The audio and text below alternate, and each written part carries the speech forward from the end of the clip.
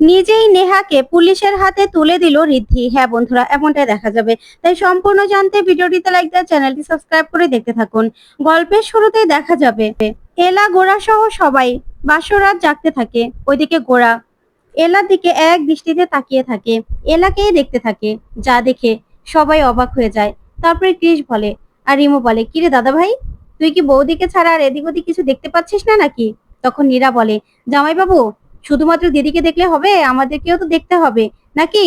আমরাও তো এখানে বসে আছি। তখন গোরা বলে, না, আমি শুধু আমার বউকে দেখবো, আর কাউকে দেখবো না। আমার বউকে ছাড়া আমি আর কাউকে দেখতেও চাই না। তখন তো এলা লজ্জা পেয়ে যায়। তখন নীরা বলে, বাবা, আমার বউ? তখন মেঘনা বলে, তাই তো দাদা ভাই, আমার বউ? আমি তো ভাবতেই পারছি না দাদা ভাই, তুই বলছিস এসব কথাগুলো। তখনই রিমু বলে, দাদা ভাই, তুই তো এখনো ভালোবাসার কথাটাই বলতে পারলি না বৌদিকে। তখন মেঘনা বলে, হ্যাঁ দাদা ভাই, তুই তো এখনো বৌদিকে ভালোবাসার কথাটাই বলতে পারলি না। আমার বউ বললেই হবে? নে, এবার ভালোবাসার কথাটা বল। তখনই গোরা চমকে যায় আর বলে, কি, আমি এখন ভালোবাসার কথা বলবো? না না, বলতে হবে না। তখন নীরা বলে, কেন বলতে হবে না? বলুন বলুন, না হলে কিন্তু কাল রাত্রি খুঁজবে না। অন্যদিকে বিক্রম পুলিশ নিয়ে নেহার পিছন ছুটতে থাকে। তখন নেহা বলে, বিক্রম মুখার্জি, আপনি আজকে আমাকে কিছুতেই ধরতে পারবেন না। এলাকে আমি শেষ করে সর্বশান্ত করে তারপরে ছাড়বো। এলাকে আমি ছাড়বো না, কিছুতে ছাড়বো না। ও আমার কাছ থেকে সবকিছু কেড়ে নিয়েছে। ওইদিকে বিক্রম বলে, গাড়িটাকে ফলো করুন অফিসার, গাড়িটা যেন কিছুতে হারিয়ে না যায়। ওইদিকে দেখা যাবে গোরা বলে, কি বলছিস তোরা? কাল রাতে খুঁজবে না মানে? এটা কেমন কথা? হ্যাঁ, তোরা কি আমাকে ব্ল্যাকমেল করছিস নাকি? তখন এলা বলে, কি বলেছিলাম, সবার কথা শুনতে হবে তো, না হলে কি করে হবে? আমার শর্ত তো মানতে হবে। তখন এই কথা শুনে এলা বলে, আচ্ছা ঠিক আছে, শর্ত মানবো। তখন মেঘনা বলে, তাহলে একটা গানে নাচ হয়ে যাক দাদা ভাই। তখনই নীরা বলে, হ্যাঁ, নাচতে হবে। তখনই ক্রিস বলে, শোন দাদা ভাই, না হলে কিন্তু ছাড়বে না ওরা, বুঝতে পেরেছিস? ওইদিকে নেহা এলাদের বাড়িতে যায়, গিয়ে বলে, এলা, তোমার জন্য আজকে আমার জীবনটা পুরো অন্যরকম হয়ে গেছে। তোমার জন্য গোরা আমাকে ছেড়ে তোমাকে বিয়ে করেছে। তুমি আমার কাছ থেকে সবকিছু কেড়ে নিয়েছো। এবার দেখো, তোমাদের এই মিত্র বাড়ি আমার কাছ থেকে কেড়ে নিলেও এই মিত্র বাড়ি তোমরা আর পাবে না। আজকে সবকিছু জ্বালিয়ে পুড়িয়ে আমরা শেষ করে দেবো। আমি কিচ্ছু রাখবো না, কিচ্ছু না। তোমাকে এমন অবস্থা করবো না, পথে ভিখারি হয়ে যাবে তোমরা। এই বলে নেহা সবকিছু ভেঙে চুরে শেষ করতে থাকে। তারপর দেখা যাবে কেরোসিন নিয়ে চারপাশে কেরোসিন ঢালতে থাকে। এদিকে বিক্রম নেহার গাড়িটা হারিয়ে ফেলে। তখনই গাড়ি খুঁজতে থাকে। তখন অফিসার গাড়ির নাম্বার দিয়ে লোকেশন ট্র্যাক করার চেষ্টা করলে বিক্রম বলে, দাঁড়ান দাঁড়ান অফিসার, এদিকে তো এলাদের বাড়ি, তার মানে নেহা এলাদের বাড়িতে গেছে। না না অফিসার, তাড়াতাড়ি চলুন, আমি জানতে পেরে গেছি যে নেহা কোথায় যেতে পারে। এখনই আমাদেরকে যেতে হবে। এই বলে বিক্রম অফিসারকে নিয়ে এলাদের বাড়ির দিকে যেতে থাকে। অন্যদিকে দেখা যাবে মেঘনা বলে, দাদা ভাই, আমাকেও কিন্তু এবার আমার শ্বশুর বাড়িতে যেতে হবে। দেখ, ওইদিকে আমিও ঠিক করে নিয়েছি, আমার সংসারটা আমি ঠিক করে করব। তাহলে এবার নাচ হয়ে যাক। তখন নীরা বলে, হ্যাঁ জামাইবাবু, এবার কিন্তু নাচতেই হবে। তখন নীরা একটা গান বাজালে গোরা বলে, এটার মধ্যে নাচ, এটা তো মেয়েদের গান। তখন এলা বলে, না না, এই টেরাসেন কিছুতেই নাচ করতে পারবে না। তোরা যাই বলিস না কেন, উনি কি নাচ করতে পারে নাকি? তখন গোরা বলে, একদম না, এই গোরা সেন সবকিছু পারে। অন্যদিকে দেখা যাবে সরলা হৈমন্তীকে বলে, দেখ হৈমন্তী, তো দাদা তো তাড়াহুড়ো করে বাড়িতে চলে গেল। সবাইকে গিয়ে গিয়ে বলবে যে এলার সঙ্গে গোরার বিয়ে হয়ে গেছে, গোরা ভালোবেসে এলাকে বিয়ে করেছে। পাড়ার সবাইকে বলবে বলেই চলে গেল। আমারও খুব চিন্তা হচ্ছে, যদি মদ খায়।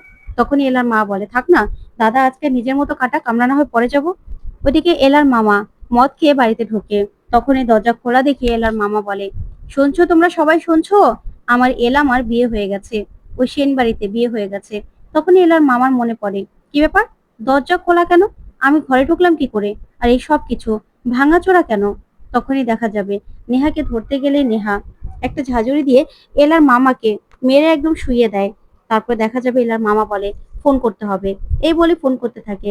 ওইদিকে গোরাদের নাচ দেখেই এলা চমকে যায়, সবাই এনজয় করতে থাকে। তখন ফোনটা বাজতে থাকে, কিন্তু কিছুতেই কেউ এলার মামার ফোন ধরে না। তখন এলার মামা বলে, কি ব্যাপার, কেউ তো ফোন ধরছে না। ওইদিকে নেহা এলার ঘরে চলে যায়। তারপরে গিয়ে এলার কাপড় চোপড় সবকিছু বের করে নেয়, গয়নাগাটি। তখনই নেহা বলে, আজকে সবকিছু জ্বালিয়ে দেবো, ওদেরকে সর্বশান্ত করে দেবো। এ বলে আগুন ধরাতে গেলেই এলার মামা চলে আসে, এসে বলে, তুমি কেন এগুলো পোড়াতে চাইছো, কেন জ্বালিয়ে দিতে চাইছো? ঠিক তখনই এলার বাবার ছবি বেরিয়ে আসে, এলার মা, এলা আর এলার বাবার ছবি। তখন তো নেহা ছবিটা নিয়ে চমকে যায় আর বলে, ড্যাড। তারপরেই এলার মামাকে জিজ্ঞাসা করার বলে, এটাকে এটাকে আপনি চিনেন? তখনই এলার মামা বলে, হ্যাঁ, এটা তো আমার বোনের জামাই, এলার বাবা। তখন তো নেহা অবাক হয়। ওইদিকে দেখা যাবে সবাই মিলে এনজয় করছে।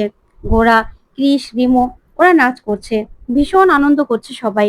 এদিকে দেখা যাবে নেহা বলে, অসম্ভব, এটা কি করে সম্ভব হতে পারে? এলার বাবা আমার বাবা হতে পারে কি করে? এটা তো আমার ড্যাড। তখনই নাম বললেও নেহা চমকে যায়। তারপরে নেহা এলার মামাকে মেরেই সঙ্গে সঙ্গে অজ্ঞান করে দেয়। আর নেহা বলে, কি ব্যাপার? তার মানে এলার বাবা আর আমার বাবা একজনই? না না, এটা কি করে হতে পারে? তখনই দেখা যাবে বিক্রম পুলিশ নিয়ে এলাদের বাড়িতে হাজির হয়। তখনই দরজা খোলা দেখেই আর চারদিক তছনছ করা দেখেই বিক্রম বলে, ইস, সবকিছু তছনছ করে দিয়েছে, কেমন একটা কেরোসিনের গন্ধ আসছে না অফিসার? তখন অফিসার বলে, হ্যাঁ আমি দেখছি। সবকিছু খুঁজে খুঁজে দেখতে থাকে। তখন বিক্রম বলে, কি করব আমি? কোথায় গেল নেহা? ওইদিকে নেহা পালাতে যায়।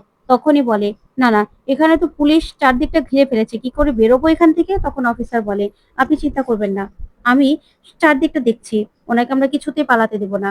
ওইদিকে এলা আর গোরা ভীষণ খুশি। তখনই বিক্রম এলাকে ফোন করে সবটা জানালে এলা বলে, কি? তারপরে এলা, দাদু সহ সেন বাড়ির সবাই মিলে এলাদের বাড়িতে চলে আসে। তখনই গোরা বলে, এই সব কিছু নেহা কি করে করলো, আমি তো ভাবতে পারছি না। তারপর দেখা যাবে নীরা বলে, দিদি ভাই, আমাদের গয়না, টাকা পয়সা সবকিছু নিয়ে গেছে। আর আমাদের যে গোডাউন করা শাড়িগুলো ছিল সেগুলো সব পুড়িয়ে দিয়েছে। তখন সরলা বলে, এলা এবার কি হবে? আমাদের তো সর্বশান্ত করে দিয়ে গেল রে। তখন এলার মা বলে, টাকা পয়সা সব নিয়ে গেছে, এবার আমি সংসারটা চালাবো কি করে? কি করব আমি? তখন বিক্রম বলে, চিন্তা করবেন না, আপনাদের চিন্তা করতে হবে না, আমরা আছি তো। তখন ক্রিস বলে, বৌদি এবার কি হবে?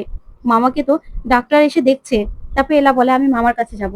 তখন এলা এসেই ওর মামাকে জিজ্ঞাসা করে আর বলে, মামা কি হয়েছিল, তোমার এই অবস্থা হলো কি করে? তখন ডক্টর বলে, প্লিজ ওনাকে আপনি কথা বলানোর চেষ্টা করবেন না, উনি অনেক বড় শক পেয়েছে, সেই জন্য উনি কথা বলতে পারছে না, একটু ওনাকে সময় দিতে হবে, রেস্ট নিতে হবে।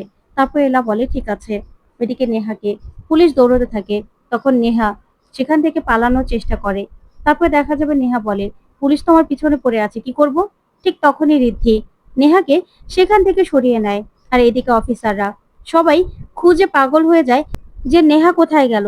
তারপরে দেখা যাবে নেহা ঋদ্ধিকে দেখে রেখেছে আর বলে, তুমি এখানে তুমি এখানে কি করছো? আর তোমার সাহস হলো কি করে আমাকে এখানে আনা? তখন ঋদ্ধি বলে, কালকে থেকে তোমাকে আমি খুঁজছি, কালকে থেকে তোমাকে আমি পাচ্ছি না নেহা, তুমি কোথায় গিয়েছিলে? তখন নেহা বলে, শোনো, তোমার সঙ্গে আমার না কোনো সম্পর্ক আছে, না আমি তোমার সঙ্গে কোনো রকম কোনো সম্পর্ক রাখতে চাই, তুমি আমার পিছু নিয়েছো কেন? তখন ঋদ্ধি বলে, এটা বললে তো হবে না, তোমার সঙ্গে আমার বিয়ে হয়েছে। তখন নেহা বলে, ওই বিয়েটা আমি মানি না, বুঝতে পেরেছো? বিয়ে মাই ফুট, কোনো কিচ্ছু আমি মানি না। তখন ঋদ্ধি বলে, না মানলেই তো আর হবে না, আমি তো তোমাকে বিয়ে করেছি সব নিয়ম কানুন মেনে, তোমাকে আমি ভালোবাসি নেহা। তখন নেহা বলে, শোনো, তোমাকে আমি ভালোবাসি না, আর তোমার আমার জীবনে কোনো জায়গাও নেই, তুমি আমার সামনে একদম আসবে না। এ বলে নেহা চলে গেলেই তখন ঋদ্ধিকে এসে পুলিশ বলে, এই মেয়েটাকে দেখেছেন? তখন তো ঋদ্ধি নেহার ছবি দেখে অবাক হয়। তারপর বলে, না আমি দেখিনি। অন্যদিকে বিক্রম বলে, এলা ম্যাডাম, অপরাধীকে এখনো ধরা যায়নি, তবে চেষ্টা চলছে। তখনই দেখা যাবে এলা বলে, অপরাধী কেন বলছেন? বলুন না, শুনে না, এ সব কিছু তো সুনেনাই করেছে। তখন গোরা বলে, ওই নেহা এত কিছু করতে পারে আমি তো ভাবতেই পারছি না। তখন রিমো বলে, দাদা ভাই, এগুলো তো ক্রিমিনালের কাজ, এই সব কিছু। তখন দাদু বলে, ও তো ক্রিমিনালই, মিথ্যে কথা বলা, মানুষকে ঠকানো, লোভ, তারপরে এই যে এভাবে সবকিছু ধ্বংস করে দেওয়া, চুরি করা, ও তো ক্রিমিনাল। তখন বিক্রম বলে, হ্যাঁ, ওকে ধরার চেষ্টা করা হচ্ছে। তখনই ঐশী বলে, সবকিছু কার জন্য হয়েছে? এসব কিছু দিদির জন্য হয়েছে। দিদি যদি জামাইবাবু জীবনে না আসতো, নেহার সঙ্গে না শত্রুতা হতো, না আমাদের এত বড় ক্ষতি হতো। তখন নীরা বলে, তুই দিদিভাইকে কেন দোষারোপ করছিস? দিদিভাই কি করেছে? তখন ঐশী বলে, দিদির জন্যই তো, এই সব কিছু দিদির জন্য হয়েছে। এবার এবার আমাদের সবকিছু শেষ হয়ে গেল। এসব এসব কিছুর ক্ষতিপূরণ কে দেবে? এসব কিছুর জন্য দিদিভাই দায়ী, দিদিভাই। তো বন্ধুরা, আজকের আপডেটটা কেমন লাগলো অবশ্যই কমেন্ট করে জানাতে ভুলবে না। ধন্যবাদ।